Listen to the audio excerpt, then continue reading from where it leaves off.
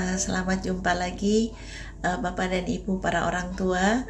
Semoga semua dalam keadaan sehat walafiat. Kali ini parenting tidak tatap muka, tetapi tetap saja bisa berjalan, dan ini atas inisiasi dari SMP Anissa. Sungguh kreatif ya, walaupun tidak bisa tatap muka, tetap memberikan pengarahan kepada orang tua untuk bagaimana mendampingi anak-anak pada masa pembelajaran jarak jauh. Dalam waktu 3 bulan ini pasti Bapak Ibu sudah belajar bagaimana menemani anak-anak pada masa pembelajaran jarak jauh. Ada rasa galau, ada rasa bosan, ada rasa jenuh, dan itu wajar-wajar saja karena masih bagaimana menyesuaikan diri untuk menggantikan peran guru di rumah. Dan itu wajar saja jika Bapak dan Ibu mengalami rasa demikian, karena memang tidak pernah dilatih untuk menjadi guru. Belum lagi urusan-urusan pekerjaan ya, yang sudah pasti mengalami perubahan yang drastis dengan adanya wabah virus corona yang melanda dunia. Menghadapi anak-anak yang sedang galau karena tidak bisa melakukan hubungan dengan temannya, tidak bisa beraktivitas olahraga dengan teman-temannya, tidak bisa main dengan teman-temannya. Padahal masa SMP adalah masa peer group, di mana anak menjalin hubungan psikologis yang sangat erat dengan teman-temannya. Apa-apa teman, apa-apa teman. Nah, saat ini mereka menumpahkan semua kegalauan tersebut kepada siapa lagi? Karena tidak ke sekolah, jadi kepada orang tua. Nah, ketika urusan yang berhubungan dengan sekolah, lain lagi. Tugas dari guru yang banyak, tugasnya tidak jelas, komunikasi anak-anak dengan gurunya mungkin bisa terhambat dan sebagainya. Dan ini urusan yang berbeda lagi. Nah, wabah corona adalah variabel tetap yang harus kita hadapi. Tidak bisa kita mengelak dari wabah tersebut, dan tidak ada yang pernah bisa menghentikan sekolah di seluruh dunia kecuali wabah corona ini. Oleh sebab itu kita sama-sama harus move on, terutama dalam memperjuangkan dan memaknai pendidikan bagi anak-anak kita. Kita semua adalah orang tua yang saat ini perlu melakukan refleksi dan berupaya melakukan yang terbaik yang paling mungkin. Ya, yang paling memungkinkan untuk mengisi ketimpangan akibat pendidikan jarak jauh ini. Apa yang dapat dilakukan oleh orang tua ketika anak-anak harus belajar dari rumah? Nah, mari sejenak kita refleksi. Apa sih hikmah di balik semua ini? Pasti Bapak Ibu semua merasakan setelah lebih kurang 3 bulan berkumpul intensif dengan anak-anak, bahwa hubungan antara anak-anak dan orang tua menjadi lebih akrab. Lebih akrab kenapa? Karena melewati masa sulit bersama-sama, karena melewati mencari solusi bersama-sama dan merayakan solusi tersebut bersama-sama. Dan ini membangun bonding, hubungan antara orang tua dan anak. Kita sebagai orang tua memiliki waktu yang lebih banyak untuk mengenali karakter anak-anak kita yang sesungguhnya. Yang tadinya bingung mencari waktu untuk ketemu anak, sekarang terus-terusan dan dapat mengenali karakter mereka. Kita sebagai orang tua punya kesempatan untuk mendeteksi lebih dini apa kelebihan anak-anak kita dan kekurangan mereka, serta menemukan cara untuk menguatkan kelebihannya dan mengatasi kekurangan-kekurangan mereka. Lantas bagaimana caranya? Kita semua orang tua perlu memanfaatkan momentum pergantian semester ini sebagai titik balik untuk menemukan cara yang lebih efektif dalam mendidik anak, dan sekaligus sebagai mitra sekolah dalam rangka pembelajaran jarak jauh pada saat ini. Jadi fokusnya adalah bukan sekedar menjadi mitra sekolah, tetapi sekaligus kita meningkatkan kemampuan kita untuk mendidik anak. Yang pertama, mengawali semester baru, adakan pertemuan semi resmi bersama seluruh anggota keluarga, berbincang-bincang mengenai bagaimana membuat pembelajaran di rumah lebih efektif tetapi tidak menimbulkan stres baik bagi orang tua maupun bagi anak. Dalam pertemuan itu berikan kesempatan kepada anak-anak untuk berbicara, berikan kesempatan untuk mereka memberikan usul-usul semuanya, baik yang menurut Anda positif, kurang baik, diterima dulu semuanya. Ini adalah untuk memberikan channel kepada rasa stres mereka. Ketika sudah diterima, daftar apa saja yang akan membantu mereka dalam pembelajaran di rumah, baru kemudian dirinci satu persatu mana yang lebih prioritas. Nah, kemudian jangan lupa ketika mereka mengusulkan kegiatan-kegiatan, tanya kepada mereka bagaimana cara melakukannya. Nah, ini untuk menumbuhkan rasa tanggung jawab. Nah, di sini Bapak dan Ibu sebagai orang tua sudah mulai memasukkan penguatan-penguatan kepribadian kepada mereka. Nah, ketika menemani belajar menjadi mitra sekolah belajar di rumah, pada saat pertemuan itu sepakati, tentukan tempat-tempat mana yang akan digunakan secara terus-menerus, secara tetap menjadi learning station. Nah, mengapa ini perlu dilakukan? Karena untuk membangun sense of belonging.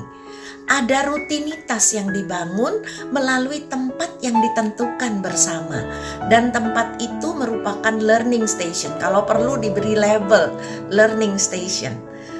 Hal ini selain untuk membangun sense of belonging, juga untuk mengantisipasi nanti ketika kembali ke sekolah, sehingga mereka tidak terlalu repot untuk beradaptasi karena sudah terbangun rutinitas.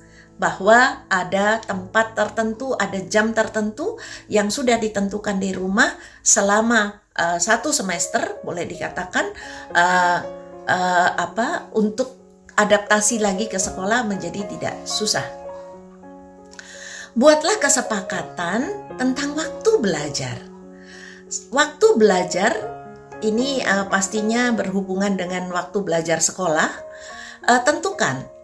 Kalau di sekolah ditentukan waktu belajar pukul 7 sampai pukul 3 atau pukul 7 sampai pukul 12 dan seterusnya, itu menjadi jadwal tetap yang harus diketahui oleh orang tua dan oleh anak. Kalau perlu ditempel begitu ya. Dan minta anak-anak untuk selalu berpakaian rapi. Kalau perlu berseragam. Dan mungkin ini ada ketentuan dari sekolah. Kenapa hal ini dilakukan? Karena ini memberikan sense bahwa saat itu pada jam itu dia sedang bersekolah, dia sedang belajar. Nah, berikan jangan lupa untuk selama waktu setiap 2 jam ada jeda, ada waktu break, ada istirahat. Supaya tidak terlalu lama menatap layar komputer atau layar laptop, dan ini juga memberikan rileks kepada mereka. Nah, saya ingin menggarisbawahi tentang pakaian, karena berada di rumah ada kecenderungan udahlah di rumah ini pakai apa aja. Nah, ini akan tidak memberi kesempatan anak untuk membangun disiplin diri, ya, disiplin diri dalam melakukan kegiatan. Jadi penting untuk menetapkan bahwa harus berpakaian rapi atau pakai seragam. Nah, lakukan monitoring langsung rutin pada jam-jam tertentu. tentunya dengan ramah ya, tidak seperti inspeksi begitu. Kalau orang tua juga bekerja di ruangan lain karena work from home, lakukan, tengok mereka. Tanpa mengganggu, tanpa menyuruh, tanpa menginstruksi, tengok mereka. Nah, kalau Bapak Ibu sudah mulai bekerja di luar, lakukan monitoring per telepon atau per Vicon untuk hanya sekedar menanyakan how are you, bagaimana, atau sudah minum belum. Jangan ikut-ikut memberikan stres, nanyain pelajarannya ya, karena anak sedang menghadapi gurunya misalnya. Jadi karena per telepon itu kan tidak tahu keadaannya, sehingga harus diatur cara berbicaranya. Nah, bersama anak-anak, buatlah daftar aktivitas-aktivitas di luar pembelajaran formal, seperti bermain virtual dengan teman-temannya, bermain bersama keluarga, merapikan taman, merapikan lemari, memasak, membuat kue, merapikan tempat belajar, dan pasti banyak lagi tergantung konteks keluarga masing-masing ya. Nah, jadikan momentum ini untuk mengasah berpikir kritis anak, berpikir sistematis, melatih keterampilan-keterampilan tertentu. Jadikan ini sebagai kebiasaan yang berpotensi untuk mengembangkan kepribadian anak. Dan ini kita rasakan nantinya bahwa dampak pembelajaran jarak jauh terhadap kepribadian anak. Walaupun ini tidak bisa dilihat langsung dalam nilai rapot, tetapi akan tumbuh di dalam diri anak. Jadi bersama-sama anak-anak, orang tua membuat daftar kegiatan per minggu. Nah, jika ini mampu dilakukan, betapa besarnya pembelajaran orang tua dan betapa lebih besarnya dampak tidak langsung yang bertumbuh dalam pribadi anak. Yang pastinya hal ini tidak bisa dilihat dengan kasat mata dan instan, butuh waktu ya. Tetapi membangun rutinitas ini akan berpengaruh besar terhadap perkembangan kepribadian anak. Nah, sekarang yang perlu menjadi perhatian buat orang tua nih, fleksibel dan konsisten. Fleksibel dalam arti sedikit memaklumi hal-hal yang melenceng dari jadwal, tetapi tetap konsisten, tetap dibicarakan kenapa melenceng dan bagaimana cara melakukannya supaya tidak melenceng. Fokus perhatian pada anak. Nah, ini biasanya yang tidak bisa dilewatkan dari orang tua adalah pegang gadget ketika bersama anak. Nah, ini akan berpengaruh pada perasaan anak. Ini akan menumbuhkan emosi negatif walaupun tidak terkeluarkan. Kenapa? Karena sedang menemani saya kok, tapi masih fokus pada kegiatan dengan gadgetnya sendiri. Nah, ini orang tua juga harus menyadari ketika bersama anak-anak, gadgetnya disingkirkan dulu deh, disimpan dulu, ditahan. Masih bisa kok teman-teman atau atasan atau bawahan yang minta tolong, masih bisa ditahan 2 menit, 3 menit. Selalu positif, berikan respon positif baik terhadap segala hal yang dilakukan oleh anak. Gunakan kata-kata yang positif, misalnya kalau anak makan berdiri, jangan mengatakan makannya jangan berdiri, tetapi makannya duduk ya. Nah, kenapa? Karena ini membangun disiplin positif pada diri anak. Gunakan suara lembut dan bukan meninggikan volume atau meninggikan pitch, pertanda Anda tidak setuju atau marah. Gunakan suara yang lembut. Berikan pujian untuk sesuatu yang dikerjakan dengan lebih baik. Bagaimana ketika anak bertingkah laku yang tidak kita kehendaki? Alihkan pada perilaku yang tepat. Nah, Pasti kalau ada anak yang melakukan sesuatu di luar yang kita kehendaki, pengen teriak. Tahan. Berhenti sejenak. Ambil nafas dalam-dalam. Lalu berikan respon dengan lebih tenang dan lebih netral. Ajak anak berpikir. Potensi menumbuhkan cara berpikir kritis ada di sini. Potensi menumbuhkan literasi ada di sini.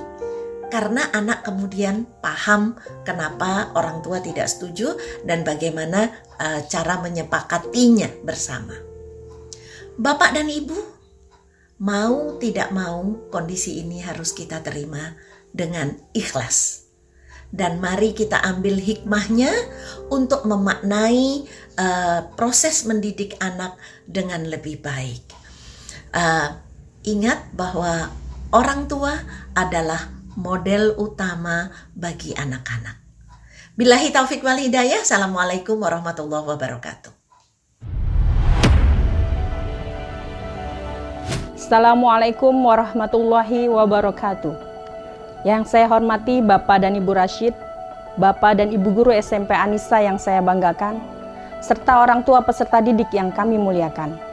Puji dan syukur marilah kita panjatkan kepada Allah Subhanahu wa Ta'ala atas limpahan nikmat dan karunia-Nya pada kita semua. Selawat dan salam semoga selalu tercurah kepada junjungan suri teladan kita, Rasulullah Shallallahu Alaihi Wasallam. Bapak dan Ibu yang berbahagia, kami mengucapkan terima kasih karena telah memberikan kepercayaan kepada SMP Anissa untuk mendidik putra-putri Bapak dan Ibu semua. Bapak dan Ibu yang berbahagia, internet telah mengubah cara kita berpikir, bekerja, dan belajar. Tantangan ke depan penuh dengan perubahan dan ketidakpastian. Kita perlu menyiapkan anak-anak kita agar memiliki karakter yang baik, secara moral maupun kinerja, dan memiliki kompetensi berpikir kritis, kreatif, komunikatif, dan kolaboratif. Hal ini sejalan dengan visi kami untuk mewujudkan pemimpin sejati yang tangguh dan amanah. Bapak dan Ibu yang berbahagia, kita perlu bersinergi melalui ruang kelas virtual di sekolah dan ruang keluarga di rumah untuk menjalankan peran kita bersama. Seperti yang pernah disampaikan oleh Bapak Pendidikan Indonesia, Bapak Ki Hajar Dewantara. Yang pertama adalah Ingarso Sungtulodo, di depan menjadi teladan, modeling untuk anak-anak kita. Ingmadia Mangun Karso, di tengah membangun semangat dan motivasi, sehingga mereka cinta belajar dan menjadi pembelajar sepanjang hayat. Dan terakhir adalah Tuturi Handayani, mendorong dari belakang, empowering, memberikan kepercayaan dengan smart trust, sehingga keluarlah potensi yang ada pada mereka. Bapak dan Ibu, di masa pandemik ini kami mengharapkan sinergi kita bisa lebih erat lagi dan tercapainya visi kita bersama. Kami terbuka untuk saran dan masukan demi pelayanan yang lebih baik lagi. Demikian yang bisa saya sampaikan pada kesempatan kali ini. Kurang lebihnya saya mohon maaf. Billahi taufik wal hidayah. Wassalamualaikum warahmatullahi wabarakatuh.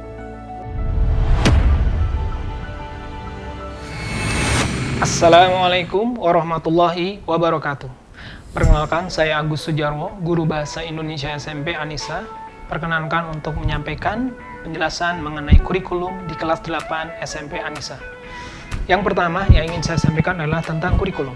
Seperti halnya di kelas 7, di kelas 8 ini kurikulum di kelas 8 juga menyesuaikan dengan kurikulum nasional. Dengan tujuan utama adalah untuk mengasah kepercayaan diri para peserta didik, untuk meningkatkan kompetensi mereka, dan terutama untuk meningkatkan keimanan mereka. Selama masa pandemi ini, setiap peserta didik akan belajar dengan kurang lebih 11 bidang studi, dengan kriteria ketuntasan minimal masing-masing bidang studi adalah 80, kecuali untuk bahasa Indonesia 81. Kemudian yang kedua adalah tentang tema.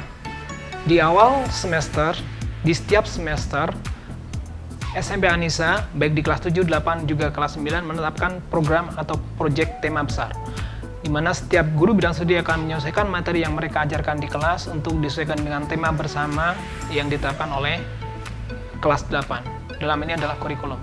Untuk awal semester ini, di kelas 8 ditetapkan tema Living Power, yaitu memperkenalkan diri atau mengenal kemampuan potensi di sekitar daerah para peserta didik. Sebagai contoh, untuk bidang studi ilmu pengetahuan sosial, nanti para peserta didik akan mengamati atau mengidentifikasi mata pencarian penduduk yang ada di sekitar mereka. Kemudian akan diperkuat kompetensi mereka melalui pembelajaran fisika, karena para peserta didik akan diperkenalkan untuk mencari sumber-sumber energi, sumber daya yang ada di sekitar mereka terkait dengan mata pencarian penduduk yang mereka identifikasi sebelumnya. Kemudian yang ketiga yang perlu saya sampaikan adalah tentang kompetensi. SMP Anissa memberikan nilai lebih atau add value untuk para peserta didik. Ada 4 add value yang diberikan, yang 2 pertama bersifat menguatkan dan yang 2 berikutnya bersifat memperkaya. Untuk yang menguatkan ada remedial dan klinik. Untuk remedial ditujukan untuk setiap bidang studi. Bagi para peserta didik yang nilainya berada di bawah kriteria ketuntasan minimal, maka guru bidang studi yang bersangkutan akan menyampaikan informasi bahwa para peserta didik yang bersangkutan wajib untuk mengikuti remedial. Dilanjutkan dengan pemberian jadwal yang harus ditaati atau diikuti oleh peserta didik yang bersangkutan. Kemudian tentang klinik. Klinik ditujukan untuk 2 bidang studi utama, yaitu Al-Quran dan Matematika. Al-Quran lebih ditujukan untuk memperlancar bacaan para peserta didik, dan Matematika ditujukan untuk memperkuat konsep pemahaman materi mereka tentang pembelajaran matematika. Kemudian 2 yang berikutnya adalah bersifat memperkaya. Yang pertama adalah Tahfiz Club. Tahfiz Club ditujukan bagi mereka yang sudah menguasai atau menghafal juz 30. Di Tahfiz Club ini, para peserta didik akan diperkenalkan untuk mulai menghafal juz 29. Nanti diharapkan ketika mereka sudah menyelesaikan studi di kelas 8 atau mungkin sudah menyelesaikan studi di kelas 9, diharapkan mereka sudah menghafal juz 29 dan juz 30. Kemudian yang terakhir adalah tentang pengayaan yang berbentuk Olimpiade Sains Nasional. SMP Anissa sudah cukup memiliki pengalaman dalam berkompetisi di Olimpiade Sains Nasional, baik itu bidang studi ilmu pengetahuan sosial, ilmu pengetahuan alam, ataupun juga matematika. Sekolah akan bekerjasama dan sudah bekerjasama dengan guru-guru khusus pengajar Olimpiade. Mereka akan datang ke SMP Anissa dan kemudian memberikan pengajaran langsung kepada peserta didik yang lolos kompetisi. Kemudian terakhir yang perlu saya sampaikan adalah tentang program unggulan di SMP Anissa. Untuk kelas 8 ada 2 program unggulan. Yang pertama adalah orientasi dunia kerja. Orientasi dunia kerja ditujukan untuk para peserta didik supaya mereka bisa mengenal keberagaman model-model bentuk pekerjaan di sekitar mereka. Biasanya kegiatannya akan berlangsung selama 2 atau 3 hari. Peserta didik akan berkunjung ke perusahaan-perusahaan yang ditunjuk atau sudah menjadi rekanan oleh pihak sekolah. Kemudian yang kedua adalah student exchange. Student exchange adalah bentuk pengenalan studi banding. Peserta didik belajar ke sekolah lain. Selama ini sekolah yang pernah dituju adalah sekolah di Lombok, kemudian sekolah di Padang, dan kemudian sekolah di Surabaya. Di tempat ini atau di sekolah ini, peserta didik akan belajar berbagi dan sekaligus belajar menimba ilmu di tempat atau sekolah tempat mereka kunjungi. Harapannya dengan adanya kegiatan orientasi dunia kerja ini, dengan adanya kegiatan student exchange ini, mereka kemudian akan menampilkan, melaporkan hasilnya dalam bentuk pameran besar, yaitu pameran orientasi dunia kerja dan student exchange SMP Anissa. Demikian penjelasan dari saya, semoga bermanfaat. Assalamualaikum warahmatullahi wabarakatuh. Assalamualaikum warahmatullahi wabarakatuh. Apa kabar Bapak Ibu semuanya? Mudah-mudahan kita semua dalam kondisi sehat walafiat. Alhamdulillahirabbil alamin. Sebelumnya saya perkenalkan diri saya Bapak Agus Syafruddin. Di sini sebagai Wakil Kepala Sekolah SMP Anissa bidang kesiswaan. Dalam sesi ini, saya akan menjelaskan beberapa program kesiswaan SMP Anissa yang tentu saja sesuai dengan visi dari SMP Anissa, yaitu menjadi institusi terkemuka di dunia demi terwujudnya pemimpin yang tangguh dan amanah. Maka kami membagi beberapa program terbagi dalam 3 program besar. Yang pertama, program harian. Yang kedua, program unggulan. Yang ketiga, program pengembangan diri siswa.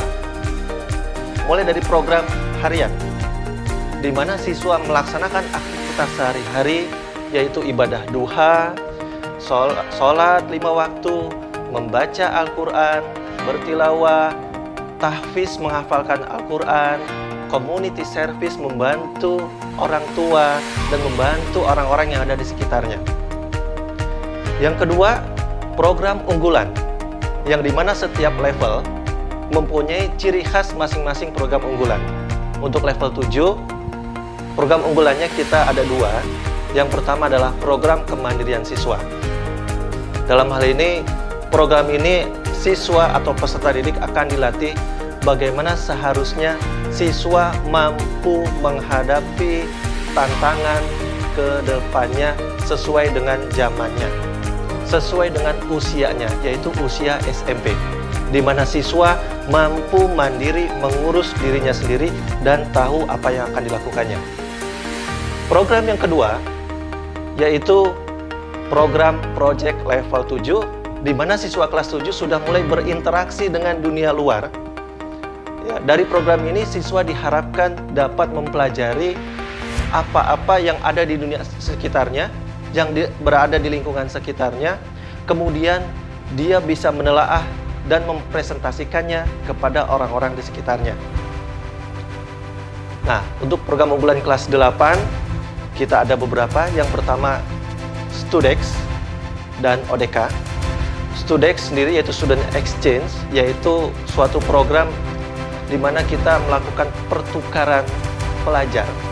Bisa dalam bentuk virtual, ataupun kita bisa dalam bentuk kita berkunjung ke sekolah yang dimaksud, ataupun sekolah yang dimaksud berkunjung ke kita. Yang kedua, program orientasi dunia kerja, yaitu di mana kelas 8 ini memperkenalkan dirinya terhadap dunia kerja, yang akan bermanfaat bagaimana nanti siswa mengimplementasikan potensi yang ada dirinya di bidang apa dia minat dan mampunya. Oke, baik. Selanjutnya program unggulan di kelas 9, yaitu ada program karya tulis sebagaimana salah satu syarat siswa kita, yaitu syarat kelulusan dari SIS SMP Anissa salah satunya membuat karya tulis yang nanti akan diujikan oleh penguji-penguji profesional sesuai dengan bidangnya masing-masing. Berlanjut ke program pengembangan diri siswa. Alhamdulillah di SMP Anissa ada program pengembangan diri, ada yang sifatnya intrakurikuler, ada yang bersifatnya ekstrakurikuler, dan yang ketiga yang sifatnya semacam perayaan Hari Besar Islam dan Hari Besar Nasional, di mana siswa-siswa dapat melejitkan potensinya untuk mewujudkan potensi kemampuan dirinya dalam beraktivitas. Untuk program intrakurikuler, alhamdulillah kita ada program pramuka, di mana kegiatannya sudah kita ikuti dalam skala internasional, baik itu Jambore ASEAN dan Jambore internasional di Amerika. Yang terakhir kita ikuti. Untuk program ekstrakurikuler, kita memiliki berbagai macam kegiatan. Di antaranya ada program komputer, ada program memanah, ada ekskul bola, futsal, art, musik, dan menari. Tetapi Bapak Ibu sekalian, untuk masa pandemi COVID ini, maka kita hanya menawarkan beberapa ekskul yang masih bisa kita jalankan secara virtual saja. Untuk program pengembangan diri lainnya, ada peringatan Hari Besar Islam, Isra Mi'raj, Maulid Nabi, Hari Besar Nasional 17 Agustus, Sumpah Pemuda, dan sebagainya. Maka itu kita jalankan, yang akan dijalankan oleh siswa-siswi kita sebagai event organizer-nya, di mana siswa melatih dirinya, mengembangkan potensi dirinya dalam melaksanakan suatu program kegiatan. Baik, Bapak Ibu sekalian, sebelumnya juga saya informasikan program pembelajaran kita akan dimulai setiap harinya Senin sampai Jumat jam 7.30 sampai jam 12.00. Artinya di sini perlu juga bantuan dari Bapak dan Ibu Ananda, ya, bagaimana kita mempersiapkan proses pembelajaran di rumah selama PJJ ini berlangsung. Mudah-mudahan dengan adanya penjelasan seperti ini, seluruh kegiatan yang ingin kita laksanakan berjalan dengan lancar semua dan tidak ada kendala apapun serta mencapai hasil yang maksimal. Adapun nilai-nilai yang dimiliki oleh SMP Anissa tercantum dalam 10 adab Anissa. Nilai-nilai 10 adab Anissa kita kombinasikan dengan program The Leader in Me yang tercantum dalam program 7 Habits. Yang pertama, be proactive. Kedua, begin with the end in mind. Ketiga, put first thing first. Keempat, think win-win. Kelima, seek first understand and then to be understood. keenam, synergize, dan terakhir ketujuh adalah sharpen the show. Demikian dari saya, bila ada kesalahan mohon maaf. Wabillahi taufiq wal hidayah. Wassalamualaikum warahmatullahi wabarakatuh.